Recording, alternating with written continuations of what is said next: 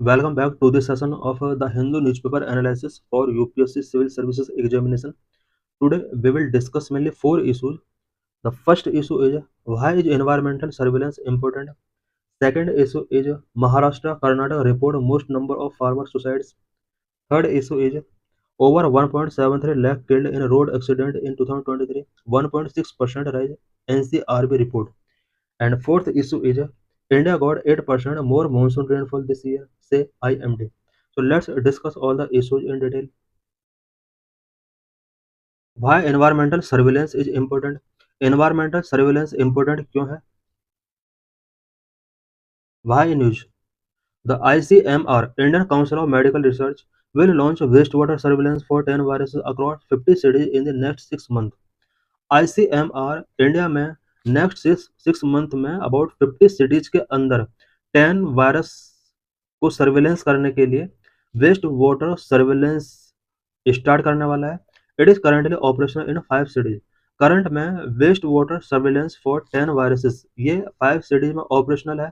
This initiative aim to detect early sign of virus spread and growth trend enabling timely public health interventions. ये initiative जो start किया गया है इसका main objective है कि इंडिया में जो वायरस का स्प्रेड एंड ग्रोथ ट्रेंड है उसको अर्ली डिटेक्ट करना and timely public health interventions को इनेबल करना इसका मेन ऑब्जेक्टिव है. About waste water is any water that has been affected by human use. Waste water वो वाटर होता है जो ह्यूमन यूज के द्वारा अफेक्ट किया गया है. इट मीन्स ह्यूमन के द्वारा उसको यूज किया गया है. It comes from many sources such as household, think tank, think sinks, showers and toilets, industries and agricultural purpose. Uh, ये जो वेस्ट वाटर है वो household, industries, agricultural process के थ्रू जनरेट हो सकता है. It needs to be cleaned before release back into the environment और reuse.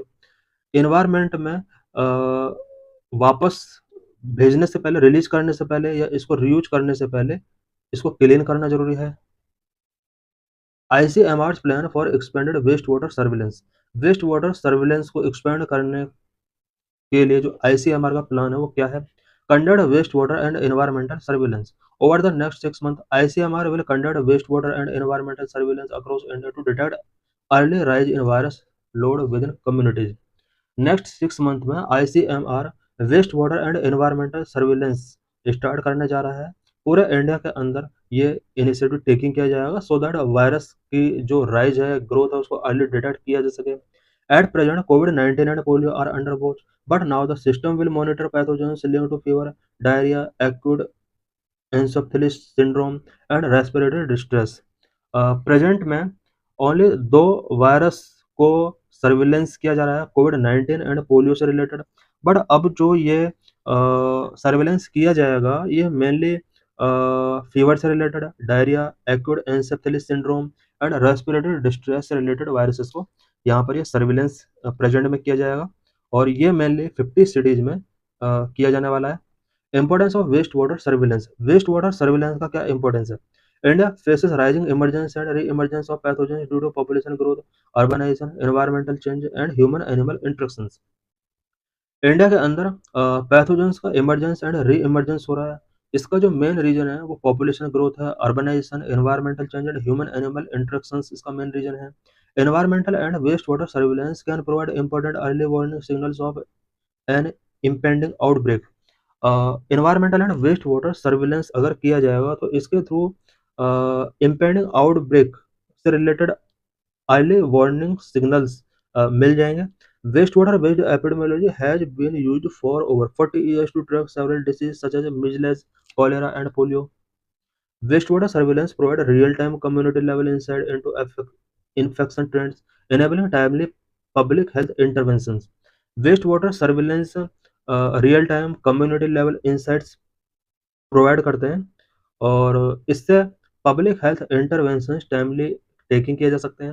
It is a cost effective non invasive method that covers large population, help identify transmission hotspot and support efficient resource allocation for containment. Waste water surveillance cost effective है, non invasive method है. By detecting pathogens such as virus and bacteria in human waste, Surveillance strengthens global health security by predicting and mitigating future pandemics before clinical case appear. Human waste के अंदर pathogens को detect करके, pathogen such as virus and bacteria, इनको अगर early detect कर लिया जाता है, देन ग्लोबल हेल्थ सिक्योरिटी को इंश्योर किया जा सकता है। What is NCRB data related to road accident in India? India में रोड एक्सीडेंट से रिलेटेड एनसीआरबी का डाटा क्या रिवील करता है? According to a report of National Crime Records Bureau (NCRB), more than 1.73 lakh people were killed and 4.47 lakh injured in road accident across the country in 2023। NCRB के एक report के according 2023 में India के अंदर road accident में about 1,73,000 people kill हुए and 4,47,000 people injured हुए। Key points of NCRB related to road accident. Road accident से रिलेटेड एनसीआरबी के रिपोर्ट के की पॉइंट्स क्या क्या है? Total road accident 4,64,029, people were killed 1.73 lakh, injured 4.47 lakh, two-wheeler riders victims nearly 46% जो कि highest हैं। Two major causes of road accident: speeding and careless, the highest number of accident timing between 6 pm and 9 pm। India में सबसे ज़्यादा जो road accident के victim रहे हैं वो टू व्हीलर रहे हैं। अबाउट ओवरऑल एक्सीडेंट का 46% यहाँ पर टू व्हीलर की वजह से एक्सीडेंट हुए हैं, जो हाईएस्ट हैं। रोड एक्सीडेंट के two major cause speeding and careless रहा है, एंड सबसे ज़्यादा road accident 6 PM and 9 PM के बिटवीन रहे हैं। The highest number of deaths were reported on national highways, accounting for 34.6%, followed by state highways at 23.4%। Road accident में सबसे ज़्यादा डेथ जो हुए हैं वो नेशनल हाईवे पर हुए हैं, उसके बाद स्टेट हाईवे इसके लिए रिस्पॉन्सिबल है। What are causes for high road accident in India? India में हाई रोड एक्सीडेंट के लिए क्या क्या कॉजेज हैं? Number one, human behaviour. The main cause of road accident in India is human error, particular regular driving and over speeding. It also include non compliance with traffic law such as not wearing helmet and seat belt. India में road accident का जो main cause रहा है वो human error ही है। Human error के अंदर reckless driving, over speeding include है। साथ ही कुछ ट्रैफिक लॉ का नॉन कंप्लायंस भी रहा है, such as not wearing helmet and seat belt. Number 2, infrastructure deficiencies. Road design flaws such as potholes, lack of proper underpasses, foot over bridges and poorly maintained road significantly contribute to accident. कुछ infrastructure deficiencies भी road accident के लिए responsible है India के अंदर, such as port holes बहुत ज़्यादा हैं, प्रॉपर अंडरपास इंडिया में नहीं है, फुट ओवर ब्रिजेस नहीं है, एंड रोड्स का पुअरली मेंटेनेंस भी इसके लिए रिस्पॉन्सिबल है। Number 3, lack of a crash monitoring system. The national road safety data systems in India are inadequate for informing public policy. At present, there is no national database at the crash level for detecting accident. India में accident को detect करने के लिए कोई proper national database नहीं है। Number 4, vehicle related issues. Inadequate safety features in vehicle such as old technology also contribute to the high fatality rate. India में large road accident के लिए व्हीकल रिलेटेड इश्यूज भी इसके साथ कनेक्टेड है। India में व्हीकल्स में सेफ्टी फीचर्स इनएडिक्वेट हैं, सच एज ओल्ड टेक्नोलॉजी का आज भी व्हीकल्स के अंदर यूज किया जा रहा है। Number 5, lack of awareness and enforcement. Despite interventions, India still face significant gap in enforcing road safety regulations. India में रोड सेफ्टी रेगुलेशन से रिलेटेड वेरियस चैलेंजेस हैं। Many Indian people have limited knowledge about the importance of safety features such as airbag, anti-lock braking system, and the proper use of seat belt. India में आज भी बहुत सारे people हैं जो safety features के importance के बारे में नॉलेज नहीं है, सच एज एयर बैग का क्या इम्पोर्टेंस है, एंटी लॉक ब्रेकिंग सिस्टम क्या होता है, and proper use of seat belt का क्या इम्पोर्टेंस है। Public awareness campaigns through ongoing the ongoing have not established effective culture of road safety. India के अंदर रोड सेफ्टी से रिलेटेड पब्लिक अवेयरनेस कैंपेन तो चल रहे हैं, बट ये इफेक्टिव नहीं रहे हैं। What are the initiatives for road safety in India? India में रोड सेफ्टी से रिलेटेड क्या क्या इनिशिएटिव्स रहे हैं? गवर्नमेंट ऑफ इंडिया के द्वारा क्या क्या इनिशिएटिव्स टेकिंग किए गए हैं? Number one, national road safety policy 2010 as per S Sundar committee. India के अंदर 2010 में national road safety policy initiative taking किया गया। नंबर दो, development of a road safety information database and national road safety council. Number three, motor vehicle amendment act 2019। Number four, the Carriage by Road Act 2007. Number 5, the Control of National Highway, Land and Traffic Act 2000. Number 6, National Highway Authority of India Act 1998. Number 7, Third High Level Global Conference on Road Safety for Achieving Global Goals 2030. Supreme Court of India ने road safety के लिए क्या क्या intervention taking किए हैं? Number one, Supreme Court of India had set up 3 member justice K S Radhakrishnan panel on road safety in April 2014, which recommended the ban on the sale of alcohol on highways to restrain drunk driving. Supreme Court of India के initiative के बाद ही highway के आसपास alcohol का cell ban किया गया, so that drunk driving को restrain किया सके। It also directed states to implement law on wearing helmet. Supreme court के इंटरवेंशन के बाद ही हेलमेट वेयरिंग करने से रिलेटेड लॉ को इम्प्लीमेंट करने के लिए स्टेट्स ने यहाँ पर स्टेट एक्शन टेकिंग किए। Number two, the Supreme Court in 2017 issued a number of directives with regard to road safety and included measures like constitution of a state road safety council, road safety fund, constitution of a district road safety committee, and inclusion of road safety education in academic curriculum of school. 2017 में supreme court ने road safety के regarding various directives यहाँ पर release किया, और इसके अंदर various directive such as state road safety council का कॉन्स्टिट्यूशन के लिए इसने अपील किया सभी स्टेट से। रोड सेफ्टी फंड बनाने के लिए इसने कहा, and district road safety committee बनाने के लिए इसने इनिशिएटिव टेकिंग किए, एंड रोड सेफ्टी को एजुकेशन एंड स्कूल के एकेडमिक करिकुलम में ऐड करने के लिए इसने इनिशिएटिव टेकिंग किए। आज हम देख सकते हैं कि स्कूल बच्चे जो है उनके बुक्स में रोड सेफ्टी से रिलेटेड वेरियस चैप्टर्स हैं। ग्लोबल इनिशिएटिव्स क्या-क्या रहे हैं रोड एक्सीडेंट को कम करने के लिए? Number 1, Brazilian declaration on road safety 2015. This declaration aims to achieve Sustainable Development Goal 3.6, which target a 50% reduction in global death and injuries due to road traffic accident by 2030. It was designed by India in 2015. 2015 में Brazilian declaration on road safety launch किया गया है, जिसके अंदर sustainable development goal 3.6 के गोल को achieve करने के लिए मेन इनिशिएटिव्स टेकिंग किए गए हैं। सस्टेनेबल डेवलपमेंट गोल जो रोड सेफ्टी से रिलेटेड है, वो ये है कि 2030 तक जो ग्लोबल डेथ या इंजरीज हो रही है ईयर बाय ईयर, इसको 50% तक रिड्यूस करना है। 2015 में इंडिया ने Brazilian declaration on road safety को साइन किया। Number 2, decade of action for road safety 2021-23 2030। 21 से 2030 का जो ये डिकेड है, इसको decade of action for road safety के नाम से जाना जा रहा है। UN second decade of action for road safety 2021-2030 focus on reducing road traffic death and injuries by at least 50% by 2030 through a global resolution to improve road safety। 20 से 2030 तक का जो डिकेड है, इसमें रोड एक्सीडेंट की वजह से globally जितना डेथ हो रहा है, इंजरीज हो रही है, उसको 50% तक रिड्यूस करना है 2030 तक। Number 3, Bloomberg initiative for global road safety 2025।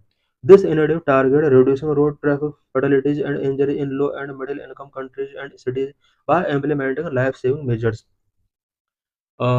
Bloomberg initiative for global road safety 2025, इस इनिशिएटिव का जो मेन टारगेट है वो low and middle income countries में road traffic fatalities and injuries को रिड्यूस करना है। साथ ही लाइफ सेविंग मेजर्स को इम्प्लीमेंट करना भी इस इनिशिएटिव का मेन ऑब्जेक्ट रहा है। This is PYQ related to this article.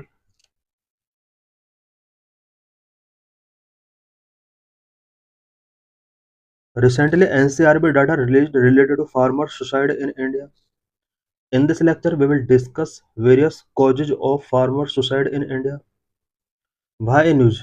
The NCRB's 2023 reports that over 10,700 farmers and agricultural workers died by suicide. NCRB के एक रिपोर्ट के अकॉर्डिंग इंडिया में 2023 में more than 10,700 farmers and agricultural workers ने suicide किया था। Maharashtra and Karnataka recording the highest number. सबसे ज्यादा सुसाइड फार्मर्स ने महाराष्ट्र एंड कर्नाटक के अंदर किया था।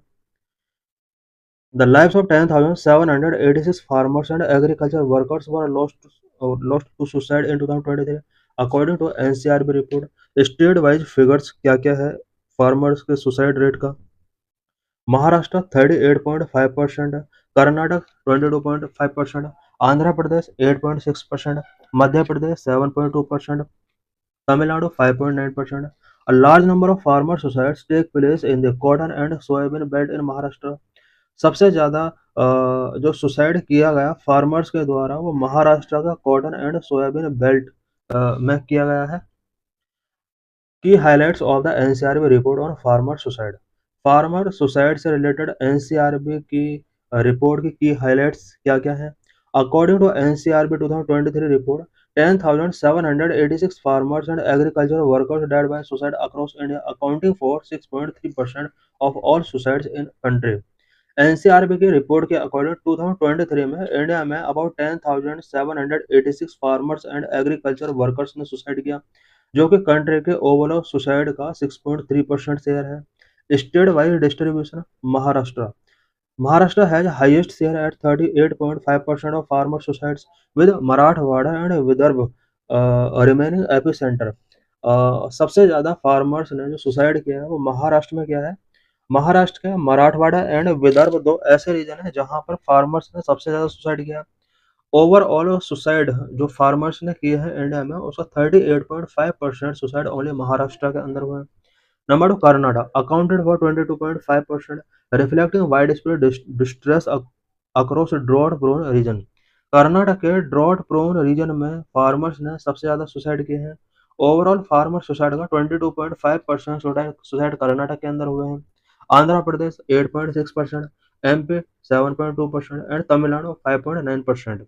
कुछ ऐसे स्टेट हैं जहां पर फार्मर सुसाइड की जीरो रिपोर्ट है। State like West Bengal, Bihar, Odisha and several northeastern states officially reported no farmer suicide, though experts question the accuracy of this data. India के कुछ स्टेट जहां पर फार्मर्स ने कोई भी सुसाइड नहीं किया, such as West Bengal, Bihar, Odisha and कुछ नॉर्थ ईस्टर्न स्टेट जहां पर कोई भी सुसाइड रेट शो नहीं हुआ है, बट एक्सपर्ट लोगों ने इस डाटा की एक्यूरेसी से रिलेटेड क्वेश्चन रेज किए हैं। The NCRB data highlight that more than 10,000 suicides annually have been consistently reported from the farming sector in 2021, 22, 23. NCRB data highlight करता है कि इंडिया में पर ईयर 10,000 से ज़्यादा फार्मर्स सुसाइड करते हैं। 2021, 22 एंड 23 का अगर डाटा देखा जाए तो कंसिस्टेंटली हम देख सकते हैं कि यहाँ पर 10,000 से ज़्यादा सुसाइड फार्मर्स के द्वारा किए जा रहे हैं। What are various causes of increasing suicide rate in farmers? Farmers का सुसाइड रेट इंक्रीज क्यों हो रहा है, इससे रिलेटेड वेरियस कॉजेज क्या है? नंबर वन, डेब्ट burden. Dependence on informal credit and high interest loan often trap farmer in cycles of unmanageable डेब्ट। इंडिया में ज़्यादातर फार्मर इनफॉर्मल क्रेडिट के ऊपर डिपेंड रहते हैं एंड इस क्रेडिट का जो इंटरेस्ट होता है, लोन पर जो इंटरेस्ट होता है वो बहुत ही हाई होता है, जिसकी वजह से फार्मर्स एक अनमैनेजेबल डेब्ट साइकिल में ट्रैप्ड हो जाते हैं। Number 2, crop failure. Erratic monsoon, floods, droughts and pest infestations leave farmers unable to recover investment. India के अंदर कभी कभी मानसून बहुत ज़्यादा इरेटिक हो जाता है, फ्लड्स बहुत ज़्यादा इरेटिक हो जाते हैं, ड्रॉट से रिलेटेड प्रॉब्लम है, ये सभी फार्मर्स के लिए एक प्रॉब्लम बन जाती है। Number 3, market volatility. Price fluctuations in key crop like cotton, soybean, onion and pulses reduce profitability.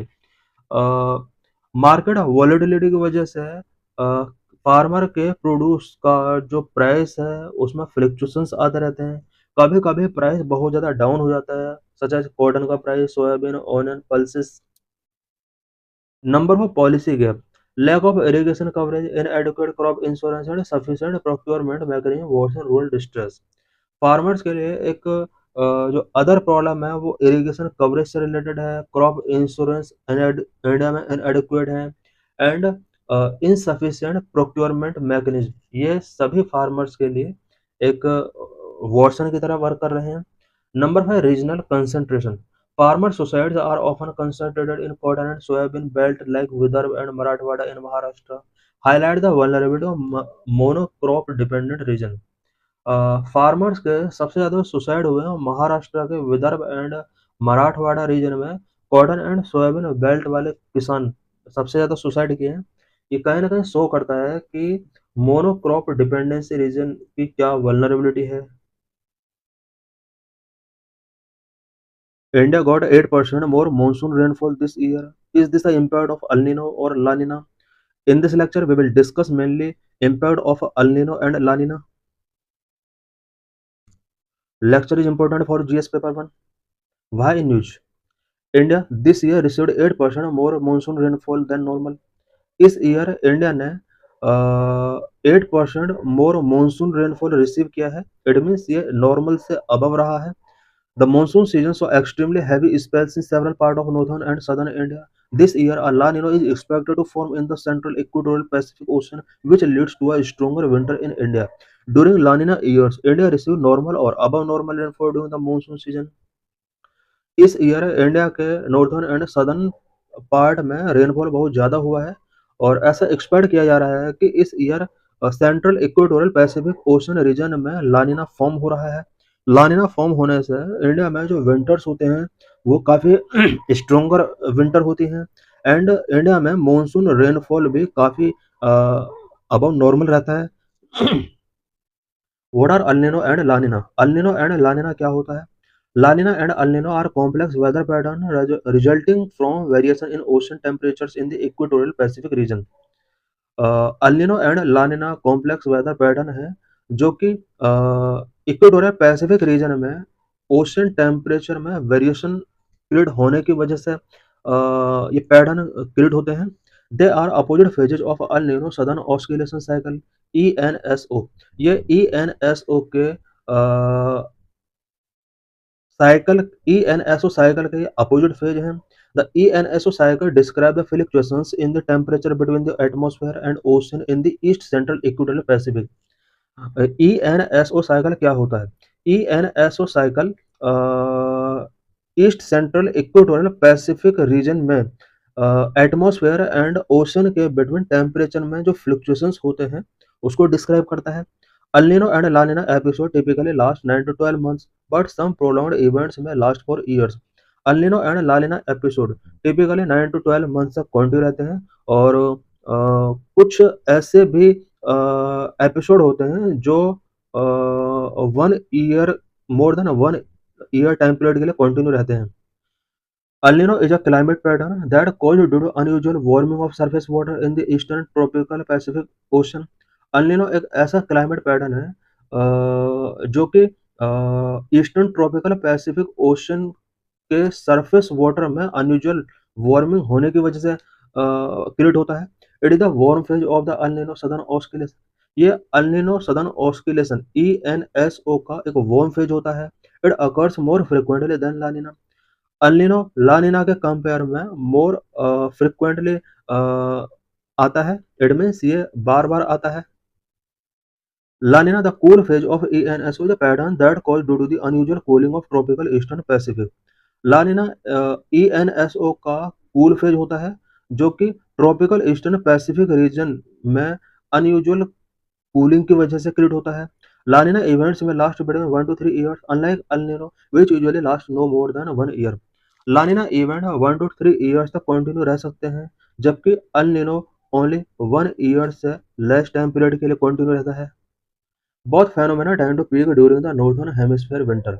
दोनों फेनोमेना तब पीक पर होते हैं जब नॉर्थर्न हेमिस्फीयर में विंटर होती है। During La Nina years India receive normal और above normal rainfall during the monsoon season. या the same phenomena causes drought in Africa and intensify hurricanes over the Atlantic ocean. La Nina years के during India को monsoon season में normal और above normal rainfall मिलता है, but इसके opposite Africa जैसे region में ड्रॉट जैसी सिचुएशंस इसी टाइम के ड्यूरिंग होती हैं, एंड एटलांटिक ओशन रीजन में हरिकेन्स काफी इंटेंसिफाई होते हैं। Conversely the El Nino brings extremely summers and drought in India while encouraging rainfall in the southern United States. El Nino year के during India में extreme summers and droughts show होते हैं। इसी time period के during world के other part में such as United states में rainfall बहुत ज़्यादा हाई होता है। El Nino was first recognized by Peruvian fishermen off the coast of Peru as unusually warm water. El Nino पहली बार Peruvian fisherman के द्वारा पेरू कोस्ट पर रिकॉग्नाइज किया गया था, बिकॉज इस कोस्ट का जो वाटर था वो अनयूजुअली तरीके से वार्म हो रहा था। The Spanish immigrants called El Nino which means the little boy in Spanish. Spanish immigrant ने इसे अल नीनो का नाम दिया, बिकॉज अल नीनो जो है इसका स्पेनिश लैंग्वेज में मीनिंग होता है the little boy. La Nina, which means the little girl in Spanish, it is also sometimes called Alvinjo, anti-El Nino, or simply a cold event. La Nino का meaning little girl होता है Spanish language में। ला निनो को other name से भी यहाँ पर जाना जाता है, सच एज अल्विंजो, एंटी अल निनो और simply a cold event. La Nina and El Nino in recent years. The pattern of temperature keeps confusion alive. This decade began with three consecutive La Nina events 2020, 21, 22, a rare occurrence known as triple dip La Nina, followed by an El Nino in 2023. इस decade की जो शुरुआत हुई है वो three consecutive लानिना से हुई है। It means 2020, 21, 22 three consecutive years में हमने लानिना फेस किया। इस तरह का कोई भी अगर इंसिडेंट होता है देन इसको हम ट्रिपल डिप लानिना के नाम से जानते हैं। 2023 में इसका जस्ट बाद हमने अल नीनो इवेंट फेस किया। How climate change may affect both La Nina and El Nino events. Climate change किस तरह से La Nina and El Nino events को अफेक्ट कर रहा है। Climate change may increase the frequency and intensity of both La Nina and El Nino events as rising sea and land temperature disturb the Pacific balance. Climate change El Nina and La Nina events की frequency and intensity को increase कर सकती है, because climate change की वजह से सी and land temperature increase हो रहा है और इससे पैसिफिक बैलेंस डिस्टर्ब हो रहा है। पैसिफिक बैलेंस डिस्टर्ब होगा तो यहाँ पर El Nino and La Nina events के ऊपर भी इम्पैक्ट पड़ेगा। This could also amplify extreme La Nina events which generally lead to harsh winters in India. Climate change की वजह से ला नीना इवेंट्स एक्सट्रीम हो सकते हैं, जिसका डायरेक्टली इम्पैक्ट इंडिया विंटर्स पर पड़ेगा। इट मीन्स यहाँ पर विंटर्स काफी हार्श हो सकते हैं। Many indices of declaration of onset of La Nina और अल नीनो। अल नीनो और ला नीना के ऑनसेट से रिलेटेड या इनके ऑनसेट और डिक्लेरेशन से रिलेटेड मैंने इंडिसेस क्या क्या हैं। तो ऑनसेट ऑफ ला नीना और El Nino can be declared on the basis of many indices. Many indices होते हैं इसको डिक्लेयर करने के लिए, such as oceanic Nino index. Oceanic Nino index compare the 3 months average surface temperature in the east central tropical Pacific with a 30-year average। ONI क्या करता है कि सेंट्रल ट्रॉपिकल पैसिफिक रीजन का इस ओशन का 3 मंथ्स का average surface temperature measure किया जाता है, और इस सरफेस टेम्परेचर का कंपैरिजन इस एरिया का 30 ईयर एवरेज टेम्परेचर के साथ किया जाता है। ये कंपेयर करने के बाद एक रिजल्ट फाइंड आउट किया जाता है। When the difference between the two is 0.5 degree Celsius और higher, it is El Nino. दोनों के बीच में it means 3 year average temperature के बीच में एंड 30 ईयर एवरेज टेम्परेचर के बीच में अगर डिफरेंस 0.5 डिग्री सेल्सियस या अबव रहता है then it is possibility of El Nino, and when it is -0.5 degree और lower it is La Nina. अगर 3 ईयर एवरेज से सरफेस टेम्परेचर का डिफरेंस 30 ईयर एवरेज टेम्परेचर के साथ अगर नेगेटिव रहता है, -0.5 डिग्री से कम रहता है, then it is possibility of La Nina. How El Nino and La Nina affect monsoon and weather. El Nino and La Nina किस तरह से इंडिया का मानसून एंड वेदर को अफेक्ट कर रहा है। El Nino summers are relatively harsh, it lead to record breaking heat waves. El Nino summers relatively harsh होती हैं, इसकी वजह से इंडिया में record breaking heat waves generate होती हैं। El Nino often disturbed monsoon with India historically receiving below average rainfall during at least half of El Nino years since 1871। El Nino India में monsoon को disrupt करते हैं La Nina promotes robust monsoon by the normal or above normal rainfall in the La Nina years as of 2020, 21 and 22. La Nina India के monsoon को promote करता है। 2020, 21 and 22 में La Nina years हमने face किया और इन तीनों ईयर्स में हमने normal and above normal rainfall देखा। There were below normal rain in the El Nino year of 2023। 2023 El Nino year था और यहाँ पर बिलो नॉर्मल रेनफॉल रहा। तो thanks for watching this video.